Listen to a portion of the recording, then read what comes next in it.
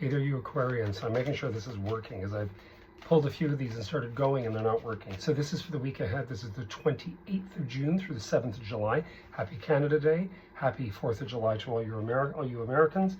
In the interim, I'm using the Rider-Waite, and this is your weekly, 5-minute little drill for the week. And I'm going to get into the monthlies, which will be a little bit longer for each sign, and I will try to do those tonight and tomorrow. First thing you've got in here, Aquarius, is love. Now, this is quite interesting. Remember, you're also ruled by Saturn. You're Uranus Saturn. Uranus, of course, is the father of Saturn and Jupiter. But for a long time, we're ruled by Saturn as well until the whole discovery of Uranus, I think in the 1930s. So I would say love is going on too. You've got relating, and you get a little bit of heartbreak. I just heard from a close friend of mine who's an Aquarius, and she's going through heartbreak for someone in her family. Again, I don't get into that because my philosophy is each person has to deal with their own thing. I feel heartbreak when someone's dog dies for them because the dog's gone.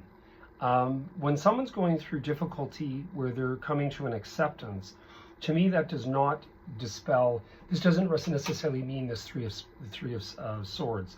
This three of swords means usually separation of relationship can occur, and I would say that the love thing with the separation in relationship is almost assimilated to the thing that Capricorn's going through with the lover's card with the 10 of swords, except theirs is far worse. Yours is more love, feeling a little bit left out in the cold, a little bit, that somebody kind of lets you know how they feel. And that's that going from the 2 of swords to the 3, which is those 3 daggers into that heart. So I wouldn't look at this as a negative. Going forth, just don't become hypermanic and tell every single person all the things you're going through. That can mean chatter, and you notice he's going backwards. So just be a little careful, Aquarius. Pick your stories and your reiteration of your stories wisely. And why do you need an audience? I say this all the time, right? Why do you need an audience? Like, for what? Is it really resolving everything? Why do you think affluent people go to therapists? They go to a therapist because that person by law is not allowed to discuss your private business. You can sit with them and you can reiterate and go over all the things that are disturbing and bothering you. And I think a lot of people really do well seeing a therapist. So, and I'm the same, I have a confidentiality element, and it's gone on for 34 years.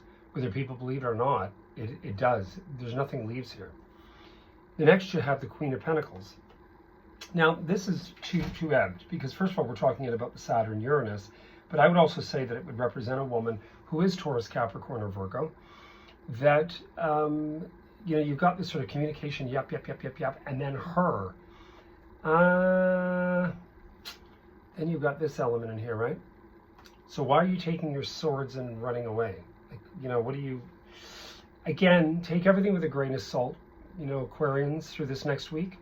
Remember, you're still in funny territory. Pluto is moving like this backward, right over those last degrees of anybody born like 24th, 23rd, 22nd, 21st, 20th of January. And it's going to go right into Capricorn by the 3rd of September for the coming, 18 weeks until the 18th of November. And then it will move back again over all that territory in Aquarius again. So just caution, especially with this too. This is kind of almost as though they're not paying attention and I'm going to take these swords and run and I'll do this. It's just a waste of time.